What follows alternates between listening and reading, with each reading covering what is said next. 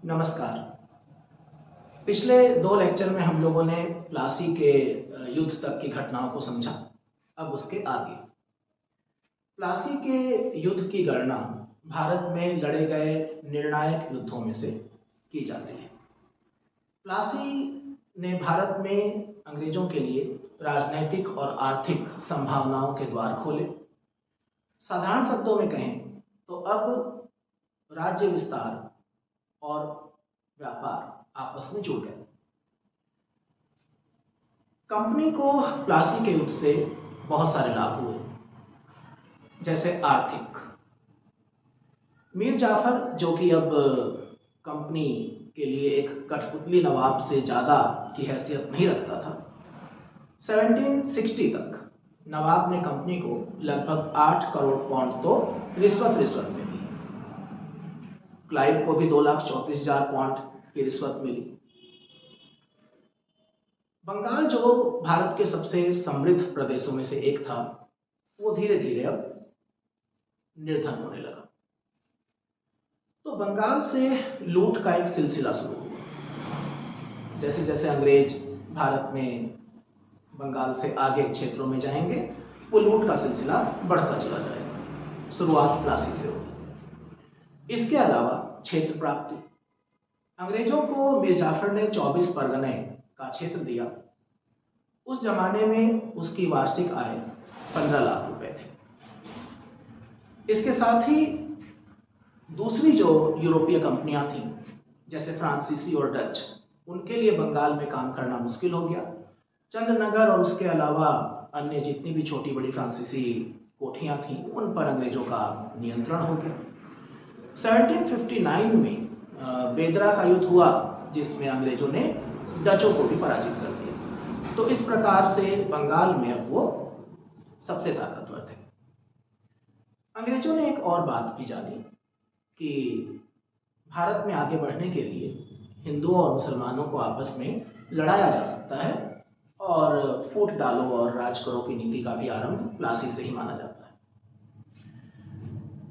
Clive, जो 1758 में बंगाल का गवर्नर बनाया गया था, कलकत्ता काउंसिल ने उसकी नियुक्ति करी थी, और बाद में लंदन स्थित डायरेक्टर्स ने उसको अप्रूव किया था। उसने 2 साल में कंपनी को मजबूत बनाया, अपने आप को ही मजबूत बनाया। अब उसके दिमाग में ये भय नहीं था कि उसको मद्रास वापस जाना पड़ेगा, गवर्नर था वो। क्लाइव ने निश्चित तौर पर कई संभावनाओं पर विचार किया होगा। आप लोगों ने पढ़ा होगा, और जो लोग पहली बार पढ़ रहे हैं वो आगे चल करके पढ़ेंगे, कि कुछ अंग्रेज इतिहासकार अंग्रेजों की भारत विजय को अचानक हो गई घटना के तौर पर लेते हैं, बहुत लाइटली लेते हैं। वो कहते हैं कि कोई नीति नहीं थी, कोई योजना नहीं थी, अंग्रेजों ने बस ऐसे ही भारत को जीत लिया, घटनाएं घटती चली गई, कोई योजना नहीं थी। प्लासी के युद्ध के बाद क्लाइव ने ब्रिटिश प्राइम मिनिस्टर पिट को एक पत्र लिखा था, जिसमें उसने बंगाल विजय की संभावनाओं पर बात करी थी। उसने सम्राट का ध्यान आकर्षित किया था बंगाल की समृद्धि पर और उस पर नियंत्रण स्थापित करने को लेकर। तो ये नहीं कहा जा सकता कि अंग्रेजों की मंशा भारत को जीतने की नहीं थी। जैसे उनको संभावनाएं नजर आईं, उन्होंने योजनाएं बनानी शुरू कर दी। खैर, ये हम आगे समझेंगे। 1760 में क्लाइव बंगाल से वापस गया इंग्लैंड, और उसकी जगह हॉलवेल और फिर उसके बाद वेंसिटार्ट ने गवर्नर का पदभार संभाला। 1760 से 1765 तक। वेंसिटार्ट के समय में ही बक्सर का युद्ध होगा। 1760 में जब कंपनी और मीर जाफर के बीच में कुछ संबंध खराब हुए, तो अंग्रेजों ने मीर जाफर को हटाने की सोची। मीर जाफर वैसे भी वृद्ध हो चुका था, बूढ़ा हो चुका था। उसके बड़े पुत्र की मृत्यु हो चुकी थी, मीरन की। इसके अलावा 2-3 और कारण थे जिसकी वजह से अंग्रेज मीर जाफर से असंतुष्ट थे। मीर जाफर अंग्रेजों की उम्मीदों पर खरा नहीं उतरा था। हालांकि उसने अपनी तरफ से बहुत प्रयत्न किए थे, लेकिन अंग्रेजों की अपेक्षाएं ज़्यादा थी। मीर जाफर ने रायदुल्लह को मंत्री पद से हटा दिया था, ये अंग्रेजों ने पसंद नहीं किया। मीर जाफर ने डच युद्ध के समय अंग्रेजों की कोई मदद नहीं करी। मीर जाफर ने अली गौहर के आक्रमण के समय, अली गौहर जो बाद में शाह आलम सेकंड के नाम से मुगल सम्राट बनेगा, तो उसके आक्रमण के समय भी कोई मदद नहीं करी। तो अंग्रेज इन सब कारणों से उससे नाराज थे। मीर कासिम, जो कि मीर जाफर का दामाद था, अब वो नवाब बनना चाहता था और उसके और अंग्रेजों के बीच में संधि होती है। वेंसिटार्ट जो गवर्नर है, वो मीर कासिम को सुझाव देता है कि अगर मीर कासिम बंगाल में कुछ भूभाग, जमीन अंग्रेजों को दे तो अंग्रेज उसकी मदद कर सकते हैं। मीर कासिम सहमत हो जाता है और बर्धमान, मिदनापुर और चटगांव के इलाके वो अंग्रेजों को देने के लिए मान जाता है। तीनों का ही आर्थिक महत्व है, बर्धमान का भी, मिदनापुर का भी, चटगांव का भी। अंग्रेज इसके बदले में मीर कासिम को जरूरत पड़ने पर सैनिक सहायता देने का वचन देते हैं।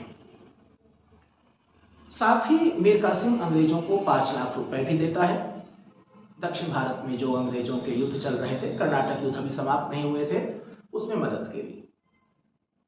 बहुत आसानी से सत्ता परिवर्तन होता है, वृद्ध नवाब कोई विरोध नहीं करता, मीर जाफर हट जाता है और मीर कासिम नया नवाब बनता है। अब 1760 से लेकर के और 1763 तक मीर कासिम का जो कार्यकाल है नवाब के तौर पर, वो काफी उथल पुथल भरा है। मीर कासिम एक योग्य प्रशासक था, हम ये कह सकते हैं। उसके पास प्रशासनिक और सैन्य कार्यों का अनुभव भी था। जब मीर जाफर नवाब था तब मीर कासिम ने रंगपुर और पूर्णिया के फौजदार के तौर पर भी काम किया था, तो पर्याप्त अनुभव था उसके पास। जब उसने अंग्रेजों के साथ संधि करी तो उसका उद्देश्य मात्र इतना था कि अंग्रेज साधन संपन्न हैं सैन्य दृष्टिकोण से, उनकी मदद से वो नवाब को हटा सकता है। उसके लिए अंग्रेज एक उपकरण मात्र थे। हालांकि ये सोचना उसकी गलती थी, लेकिन उसने अंग्रेजों को इससे ज्यादा महत्व नहीं दिया था और रोजमर्रा के प्रशासन में वो अंग्रेजों के हस्तक्षेप को पसंद नहीं करता था। जबकि अंग्रेज अब अपने आप को बंगाल में किंग मेकर मानते थे, वो मीर कासिम से भी मीर जाफर की तरह ही समर्पण की उम्मीद करते थे। तो मीर कासिम ने कुछ स्टेप्स उठाए जिससे अंग्रेज नाराज हुए। मीर कासिम ने जब देखा कि मुर्शिदाबाद के वातावरण में अंग्रेजों का प्रभाव ज्यादा है, तो उसने अपनी राजधानी को मुर्शिदाबाद से मुंगेर स्थानांतरित कर दिया। आपको ध्यान होगा, मुर्शीद कुली खां ने जब देखा था कि ढाका में मुगल प्रभाव ज्यादा है, तो उसने अपनी राजधानी मुर्शिदाबाद स्थानांतरित कर दी थी। ठीक उसी प्रकार से मीर कासिम ने भी किया। दूसरे, मीर कासिम ने अपनी सेना को प्रशिक्षित करने के लिए, आधुनिक तौर तरीके सिखाने के लिए फ्रांसीसियों को नियुक्त किया और ये भी अंग्रेजों ने पसंद नहीं किया। इसके अलावा कुछ और मुद्दे भी थे। मीर कासिम को ये पसंद नहीं था कि कंपनी के जो कर्मचारी हैं, कंपनी के जो अधिकारी हैं, वो प्रशासनिक कार्यों में हस्तक्षेप करें, जबकि कंपनी के कर्मचारी बाकायदा अदालतें लगाने लगे थे और लोगों को दंडित करने लगे थे। लेकिन सबसे बड़ा जो विवाद का विषय था वो था दस्तक का दुरुपयोग। दस्तक के बारे में मैंने आपको पिछले लेक्चर में बताया था। अंग्रेजों को बंगाल में स्थानीय चुंगी या करों से छूट थी, क्योंकि वो वार्षिक कर जमा करते थे मुगल सम्राट को। लेकिन अंग्रेजों को ये छूट सिर्फ उनके जो कंपनी का व्यापार था उसके लिए थी, निजी व्यापार के लिए नहीं थी। लेकिन कंपनी के कर्मचारी, अधिकारी निजी व्यापार भी करते थे और वो भारतीय व्यापारियों को नुकसान पहुंचा रहे थे। वो बंगाल का जो नवाब था उसकी आय को कम कर रहे थे। तो दस्तक का दुरुपयोग सबसे बड़ा मुद्दा था। मीर कासिम ने इस प्रश्न को कलकत्ता काउंसिल के सामने उठाया भी था और कलकत्ता काउंसिल में भी कुछ लोग थे जो इस मामले में नवाब से सहानुभूति रखते थे, जैसे कि वॉरेन हेस्टिंग्स। वॉरेन हेस्टिंग्स आगे चल करके गवर्नर जनरल बनेगा और अभी वो कलकत्ता काउंसिल में एक अधिकारी है। लेकिन कलकत्ता काउंसिल में बहुमत जो है वो नवाब के विरोध में है। जब मीर कासिम देखेगा कि अंग्रेज उसकी बात नहीं सुन रहे हैं तो वो एक असाधारण कदम उठाएगा। वो बंगाल में व्यापार को पूरी तरीके से कर मुक्त कर देगा, अर्थात वो भारतीय व्यापारियों को भी कर से छूट दे देगा, जिसे अंग्रेज बिल्कुल भी पसंद नहीं करेंगे। अंग्रेजों और मीर कासिम के बीच जब समझौते की बातचीत चली रही है तो एक ऐसी घटना घटित होती है जिससे युद्ध की शुरुआत हो जाती है। पटना फैक्ट्री का जो मैनेजर कह लीजिए, तो पटना फैक्ट्री में जो अधिकारी है एलिस, उसके और नवाब के संबंध ठीक ठाक नहीं है और एलिस जो है वो बाकायदा पटना शहर के ऊपर आक्रमण करता है, लूटपाट करता है। सीधे सीधे नवाब के प्रभुत्व को चुनौती दी जाती है और नतीजा ये निकलता है कि युद्ध शुरू हो जाता है। 1763 मीर कासिम और ब्रिटिश सेनाओं के मध्य, ईस्ट इंडिया कंपनी की सेनाओं के मध्य गिरिया, मुंगेर, मुर्शिदाबाद, कटवा, इन सब जगहों पर युद्ध होते हैं और एक के बाद एक मीर कासिम की पराजय होती है। अंतिम तौर पर उदव नाला में मीर कासिम के लगभग 1500 सैनिक मारे जाते हैं। अंग्रेजों के हाथ उसकी 400 तोपें लगती हैं और अब मीर कासिम के पास कोई विकल्प नहीं है, उसको बंगाल से पलायन करना पड़ता है। वो बंगाल से अपने थोड़े से सैनिकों और ठीक ठाक खजाना लेकर के अवध की तरफ पलायन कर जाता है। इधर कंपनी मीर जाफर को पुनः नवाब बना देती। अब इस घटना के बाद बंगाल का नवाब मीर कासिम अब भगोड़ा नवाब मीर कासिम है और बंगाल में सत्ता एक बार फिर से उस मीर जाफर के पास है जो पूरी तरीके से अंग्रेजों के द्वारा नियंत्रित है। मीर कासिम बंगाल से भाग करके पहुंचता है अवध। अवध का नवाब है सुजाउद्दौला।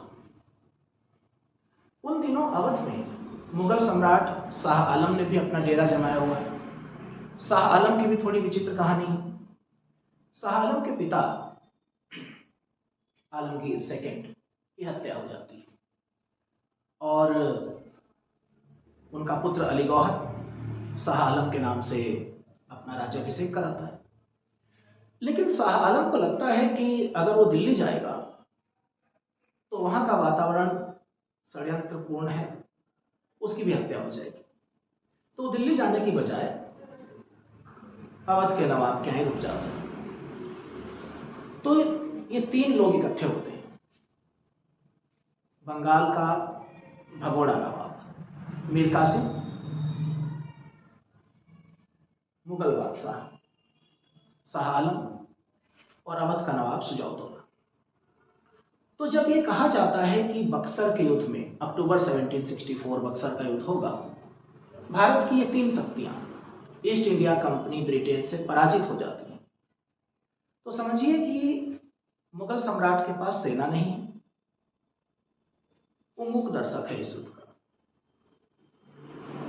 मीर कासिम के पास भी सेना नहीं है, उसके पास अपने निजी सुरक्षा कर्मी हैं और खूब सारा पैसा है। तो वास्तविक शक्ति अवध के नवाब सुजाउद्दौला के पास है और ये हार भी सुजाउद्दौला की ही है। अवध का नवाब सुजाउद्दौला, उसका क्या इंटरेस्ट है, वो क्यों अंग्रेजों से लड़ना चाहता है? दरअसल अवध का नवाब सुजाउद्दौला मीर कासिम को देख रहा है और वो चाहता है कि मीर कासिम का उपयोग किया जाए अंग्रेजों के साथ सौदेबाजी करने में, कि लो मीर कासिम को मैं दे देता हूं तुम्हें तुम मुझे बदले में बिहार वाला क्षेत्र दे दो। तो ये बातचीत होती है और अंग्रेज अब क्षेत्र देने को तैयार नहीं है, वो कहते हैं आओ लड़ी लेते हैं। फिर सुजाउद्दौला मीर कासिम की तरफ देखता है कि मुझे कुछ तो मिले, तो मीर कासिम से धन की उम्मीद लगाए हुए, क्योंकि मीर कासिम के पास एक बड़ा खजाना है। तो जब बक्सर के युद्ध की शुरुआत होती है उससे ठीक पहले मीर कासिम अवध से भी पलायन कर जाता है, वो बक्सर के युद्ध में है ही नहीं और अकेले लड़ना है सुजाउद्दौला को। युद्ध होता है, अच्छा युद्ध होता है, यानी प्लासी की तरह षड्यंत्र नहीं है, दोनों पक्ष बहादुरी से लड़ते हैं। सुजाउद्दौला के पास एक बड़ी सेना है, हालांकि विद्वानों ने सुजाउद्दौला की सेना की तुलना भीड़ से करी है, उसके बावजूद वो भीड़ भी छोटी नहीं थी। लेकिन आखिर में ये बात साबित हुई, हालांकि ये भारत में पहली बार साबित नहीं हो रहा था। अगर आप लोगों को ध्यान हो कर्नाटक वॉर में सेंट थोमे का युद्ध, तो सेंट थोमे के युद्ध से लेकर के और बक्सर के युद्ध तक हर जगह बार बार ये साबित हुआ कि एक छोटी प्रशिक्षित यूरोपीय सेना एक बड़ी भारतीय सेना पर भारी पड़ेगी। यूरोपीय तकनीक, अस्त्र शस्त्र और ट्रेनिंग पुराने जमाने की भारतीय युद्ध पद्धति पर भारी पड़ गई और इस तरीके से बक्सर के युद्ध में भारतीय शक्तियों की पराजय हुई, नवाब सुजाउद्दौला की पराजय हुई। ये बहुत बड़ी विजय थी। अधिकतर विद्वान इस मत पर सहमत होंगे कि प्लासी निर्णायक नहीं था, प्लासी ने सिर्फ संभावनाएं दिखाई थी। बक्सर ने उन संभावनाओं को धरातल पर उतारा। तो ये बक्सर था जिसने भारत में अंग्रेजी साम्राज्य की नींव डाली। प्लासी तो सिर्फ नक्शे जैसा था कि एक नक्शा खींच लिया। बक्सर के युद्ध के बाद क्या हुआ ये मैं आपको अगले लेक्चर में बताऊंगा।